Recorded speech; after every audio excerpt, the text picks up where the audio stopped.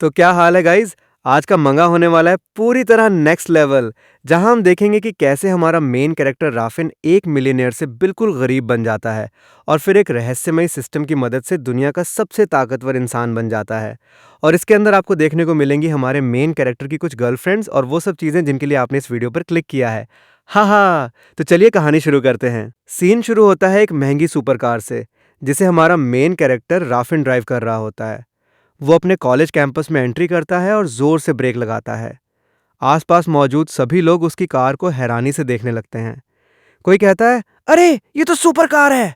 तभी हमारा main character car का दरवाजा खोलकर बाहर निकलता है। उसे देखते ही कॉलेज के छात्र कहने लगते हैं, अरे ये तो हमारे कॉलेज का सेकंड जनरेशन का सबसे अमीर लड़का राफिन है, फिर से एक नई सुपर कार लेकर आ गया। तभी कार के अंदर से एक बेहद खूबसूरत लड़की बाहर निकलती है।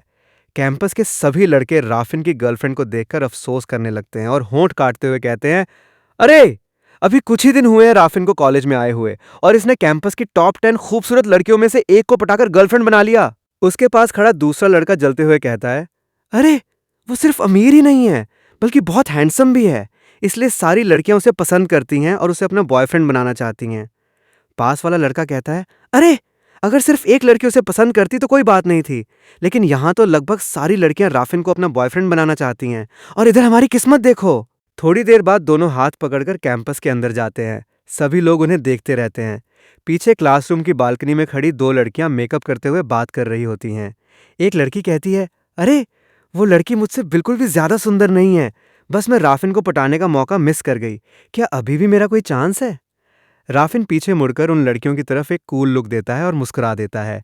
लेकिन ये सब राफिन की 1 महीने पहले की जिंदगी थी। अब वो पूरी तरह गरीब हो चुका है। इसकी वजह ये थी कि कुछ समय पहले उसके पिता की 3 कंपनियां दिवालिया हो गई थीं और उन्हें 100 करोड़ का नुकसान हुआ था। इसी कारण राफिन का परिवार बुरी तरह आर्थिक संकट में पड़ गया। फिर सीन वर्तमान समय में आता है। राफिन अपने रूममेट्स के पास जाकर कहता है, गाइस चलो आज रात लेट नाइट गेमिंग करते हैं, बहुत मजा आएगा। उसके रूममेट्स कहते हैं, क्या तू अभी भी खुद को वही पुराना अमीर राफिन समझता है कि तू बोलेगा और हम सब तेरी बात मान लेंगे?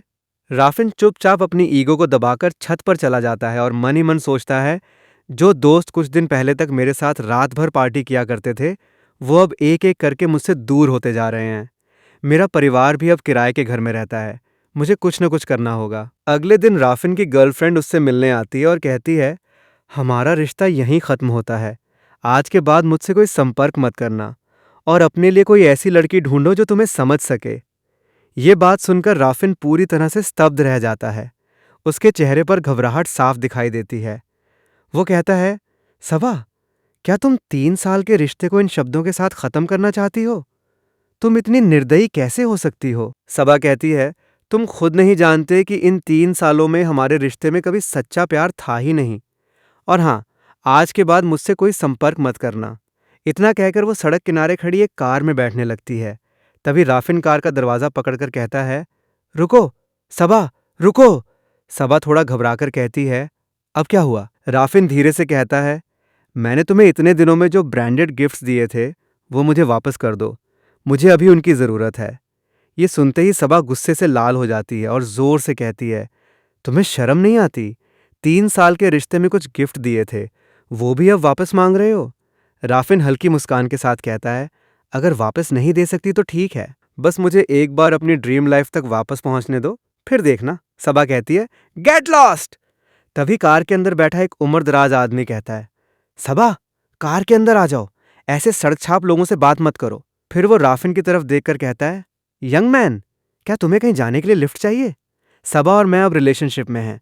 कहीं ऐसा ना हो कि तुम भावनाओं में बहकर कुछ गलत कर बैठो, इसलिए मेरी कार में बैठ जाओ। मैं तुम्हें तुम्हारे घर तक छोड़ देता हूँ। हा हा। उसकी बातें सुनकर राफिन के अंदर गुस्से की आग भड़क उठती है।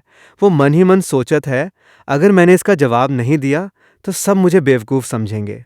राफिन सिर झुकाकर कार की खिड़की के पास गया और शांत आवाज में बोला, बड़े भाई, आपको देखकर काफ़ी स्मार्ट इंसान लग रहे हैं। सबा बहुत अच्छी लड़की है, उसका ख्याल रखिएगा। और हाँ, आप दोनों की जोड़ी बहुत अच्छी लगेगी। कार के अंदर बैठे आदमी ने मुस्कुराकर कहा, अरे तुम चिंता मत करो, मैं सबा का बहुत अच्छे से ख्याल रखूंगा। अब वो मेरी गर्लफ्रेंड है। सबा के कार में बैठने के बाद राफिन ने ऐसी बात कही कि वो उम्रदराज आदमी गुस्से से भर गया। उसने गुस्से में कहा, ओए सड़क के लड़के, कैसी बकवास कर रहे हो तुम? ये कहकर उसने कार की खिड़की बंद कर दी और तेजी से वहां से निकल गया। राफिन वहीं खड़ा कार को दूर जाते हुए देखता रहा। फिर हंसते हुए बोला, मुझे इंसल्ट करने आया था, मैंने उसी बूढ़े का मुंह बंद कर दिया। सूरज की तेज रोशनी उसके चेहरे पर पड़ रही थी, इसलिए उसने हाथ से अपना चेहरा ढक लिया और मन ही मन कहा, जो भी हो, अब मेरे पास कुछ नहीं बचा। उम्मीद करता हूं सबा, तुम्हें एक परफेक्ट लाइफ मिले। तभी अचानक उसके सामने एक पीले रंग की सिस्टम विंडो खुल गई। ऐसा लगा जैसे सूरज की रोशनी गायब हो गई हो। सिस्टम विंडो देखकर राफिन घबरा गया। उसने देखा कि उस पैनल में उसकी सारी जानकारी लिखी हुई थी। होस्ट राफिन, उम्र 21 वर्ष, हाइट 182 सेंटीमीटर, वजन 70 किलोग्राम। और भी कई जानकारियां वहां मौजूद थीं। राफिन पसीना पोंछते हुए बोला, अरे होस्ट, मैं ही हूं क्या? वो मन ही मन यही सोच रहा था कि तभी सिस्टम ने उसे एक मिशन दे दिया। मिशन में लिखा था, परफेक्ट लाइफस्टाइल सिस्टम सफलतापूर्वक सक्रिय हो चुका है। मिशन, ऐसी किसी भी लड़की को चुनो जिसकी तुम्हारे प्रति फेवरेबिलिटी 60 से अधिक हो। उसके ऊपर अपने पैसे खर्च करो और उसका विश्वास जीतो।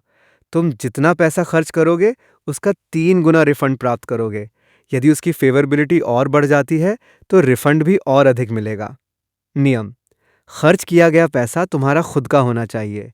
ये सब पढ़कर राफिन ने अपना सिर पकड़ लिया और बोला, अरे परफेक्ट लाइफस्टाइल सिस्टम, ये सब सच है या मैं सड़क पर खड़े खड़े कोई सपना देख रहा हूं? आखिर हो क्या रहा है? उसी समय पीछे से एक लड़की की आवाज आई, राफिन! ये सुनकर वो पीछे मुड़ा और देखा कि वहां सोनिया मैडम खड़ी थीं। उसने ये भी देखा कि उनके सिर के ऊपर कुछ अजीब सा दिखाई दे रहा था। तभी सिस्टम में एक नोटिफिकेशन आया, होस्ट, आपका पहला टारगेट डिटेक्ट हो चुका है। नाम सोनिया, होस्ट के प्रति फेवरेबिलिटी 65। ये देखकर राफिन चौंक गया और बोला, तो ये सब सच है?